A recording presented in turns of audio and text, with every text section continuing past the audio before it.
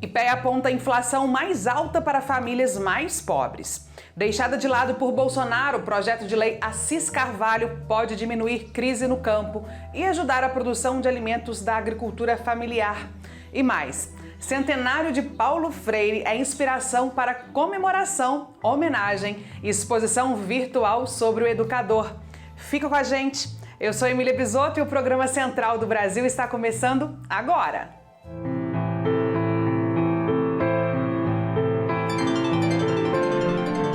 Central do Brasil.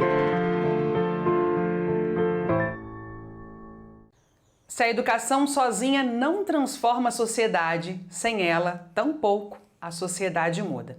Foi com esse pensamento e ações que Paulo Freire entrou para a história da educação no Brasil. O educador e patrono da educação brasileira, que completaria 100 anos no dia 19 de setembro, vem sendo lembrado e homenageado durante todo o mês. Esperançar 100 anos de Paulo Freire é uma exposição virtual com simbolismos, pensamentos e ideias de Freire. São 52 trabalhos que trazem reflexões sobre quem é Paulo Freire e a sua importância para a construção da educação no país. Carolina Batailler nos mostra um pouco mais. Confira. Trilhos do Brasil. Se a educação deve ser libertadora, como nos ensinou Paulo Freire, nada melhor do que usar a liberdade da arte para celebrar os 100 anos de um dos educadores mais importantes da história.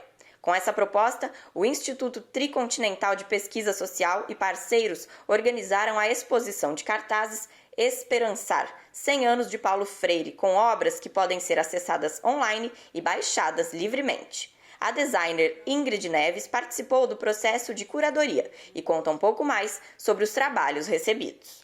A gente imaginou que a gente ia receber várias imagens com a figura do Paulo Freire, mas mesmo assim elas ainda carregavam simbologias que representassem as ideias, né? Não só a imagem do Paulo Freire. E é interessante ver também a diversidade de formatos e técnicas também que os artistas utilizaram. A exposição Esperançar é composta por 52 trabalhos de artistas de 13 estados brasileiros e outros 5 países como Índia, Itália e Argentina. São cartazes com técnicas como ilustração, colagens, desenhos e fotografias.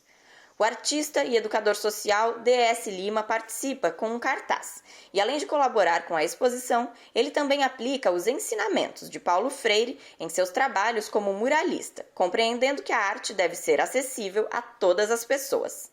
É um momento que nós temos que trabalhar a arte, né, também como uma ferramenta para diálogo, né, e colocar, né, as ideias de Paulo Freire, educação popular, que existem outras formas, né, de trabalhar, né, tanto em periferias, escolas do campo. Então, eu acho que é muito importante, né? Os cartazes da exposição Esperançar 100 anos de Paulo Freire estão disponíveis para download no site de tricontinental.org/pt-pt/Brasil e podem ser baixados e usados livremente. E a alta nos preços continua apavorando a vida das famílias brasileiras.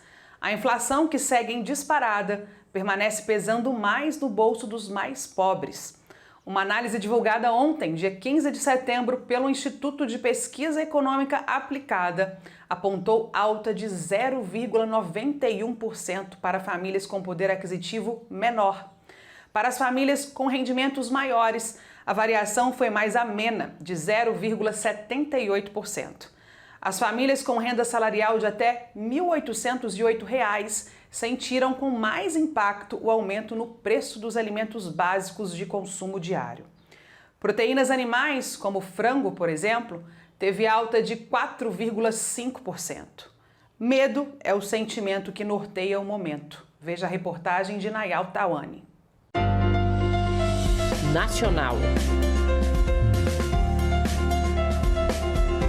Medo é a palavra que define esse momento. Com certeza, todos os dias dá medo de faltar algo e não ter como substituir de imediato. Eu tenho cortado bastante frios e carnes de supermercado. Com certeza o preço é assustador. A fala da pernambucana Valéria Castro, mãe solo de 3 crianças, reflete a realidade de milhões de famílias brasileiras que estão sentindo diretamente os impactos do aumento da inflação, principalmente na alimentação. De acordo com o IPEA, em agosto, as famílias mais pobres, que possuem renda mensal de até R$ 1.800, sofreram uma alta de 0,91% na inflação, enquanto a das famílias de renda alta ficou em 0,78%. A compra de alimentos básicos como batata, frango e arroz tem sido um sacrifício para muitos brasileiros, com aumentos chegando ao patamar de 20%. Além disso, a energia elétrica e o botijão de gás também sofreram uma alta de 20% e 30%, respectivamente. Para o pesquisador da Fundação Getúlio Vargas, Matheus Peçanha, este cenário aprofundará a desigualdade e fome no Brasil. Gera essa fragilidade social maior, e exige, né, políticas sociais não só de combate à inflação, né, mas também políticas de amparo à segurança alimentar. Bom, e num momento delicado de alta na inflação, aumento da fome no Brasil e auxílio emergencial saindo de cena, se faz urgente a existência de mais recursos e políticas públicas que atendam famílias que estão vulneráveis, em situação de pobreza e de extrema pobreza.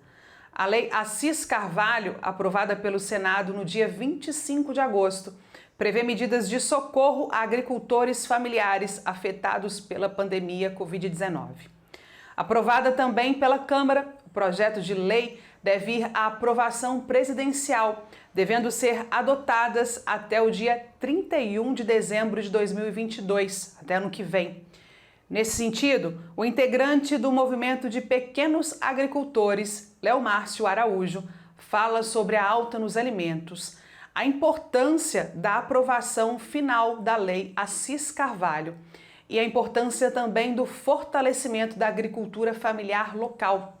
Afonso Bezerra conduz a conversa. Confira. Entrevista Central. Olá, o convidado de hoje da Entrevista Central é Leomárcio Araújo, camponês, historiador e militante do Movimento de Pequenos Agricultores, o MPA.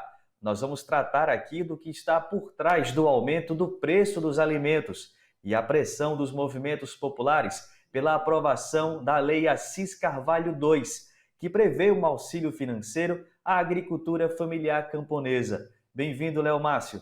Olá, Afonso. Olá, espectadores. Nos últimos meses, todo mundo tem notado que a comida está mais cara. O que está acontecendo para que o preço dos alimentos esteja tão caro?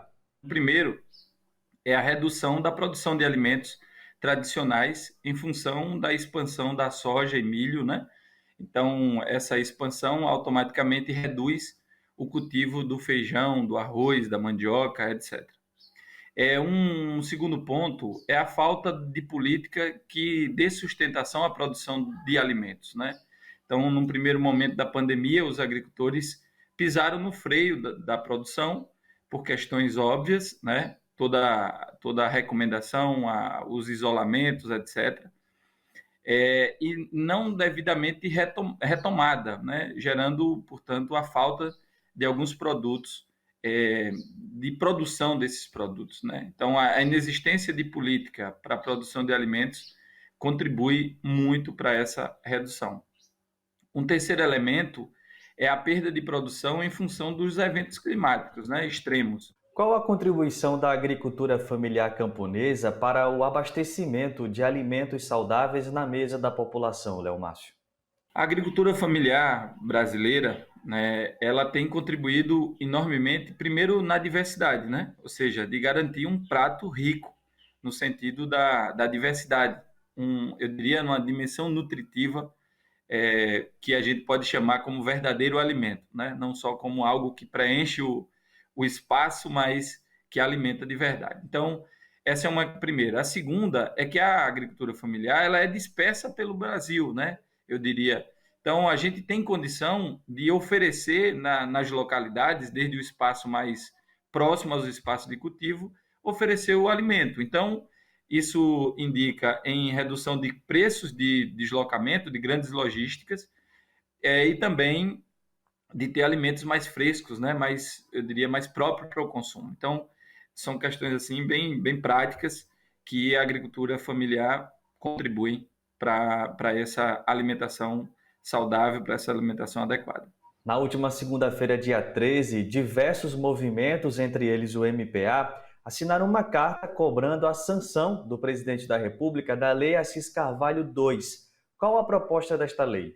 Nossa perspectiva era já com as ameaças, em torno principalmente da fome, que já sinalizava por outras razões, não só da pandemia, é importante que se diga, que houvesse um incentivo à produção de alimento, inclusive para a gente garantir o não risco de um possível desabastecimento, por exemplo. Então, a Lei Assis de Carvalho ela foi proposta a partir dos movimentos sociais do campo, a MPA teve uma forte contribuição nisso, e a gente segue incidindo para que o agricultor e a agricultura tenham direito, um acesso, né, a condição mínima para produzir o alimento e também numa condição mínima de logística para ofertar esse alimento àquela população que carece e nem sempre tem a condição aquisitiva de acessar esses alimentos. De que forma, ao receber este auxílio financeiro da Lei Assis Carvalho, a agricultura familiar pode impedir o aumento sucessivo do preço dos alimentos e, por consequência,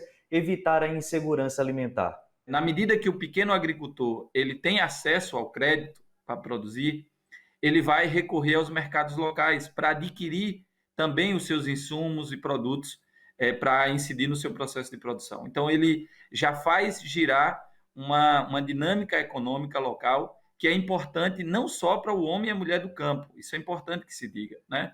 Que às vezes a gente olha, ou quem escuta mais de longe, considera apenas como um interesse do agricultor, e não deveria ser. Acho que isso é importante que a população, inclusive urbana, nos ajude nessa defesa, porque contribui. E a outra contribuição importante é que, na medida em que essa produção ela ocorre nos diferentes territórios do nosso país, você vai possibilitar o acesso ao alimento de modo muito mais próximo, muito mais imediato e, de repente, com um custo muito menor. Um jovem artista que transforma suas vivências e influência paterna em música.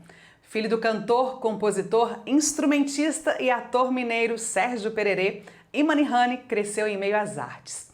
Compondo e cantando rap, o artista lança o seu primeiro EP intitulado Gana. O trabalho, como ele mesmo diz, é sobre temas como amor, união, inteligência, medos e sobre autocuidado. Parada Cultural. Entendendo essa excelência, logo então não compreende Balotelli, um preto rico, tipos do reino do Mali, pena, prata, ouro e búzio combinar com a nossa pele. O que você carrega no corpo é, resumidamente, muito importante. Exemplos, estrelas tão longe demais, então representam com coisas brilhantes. Desde os balangandãs aos diamantes, os donos do dinheiro não entenderiam. Se voltássemos a usar nossas próprias joias, nossas próprias joias, o que fariam? Vendo nossas marcas, gerando renda, fazendo vendas pra quem sempre foi vendido. Salve galera da TVT e a todo mundo que está acompanhando aí o Central do Brasil. Meu nome é Imanihani e nessa sexta-feira eu vou estar lançando meu primeiro EP com o nome Gana, onde eu trago 6 faixas abordando as vivências, as ambições, as vontades e necessidades enquanto jovem negro nesse Brasil. Tem que ter Gana. A música estará disponível em todas as plataformas digitais amanhã, dia 17 de setembro, a partir do meio-dia. Bom, e nesse clima cultural, o programa Central do Brasil desta quinta-feira fica por aqui. Eu peço que se cuidem e espero vocês amanhã. Até lá, tchau!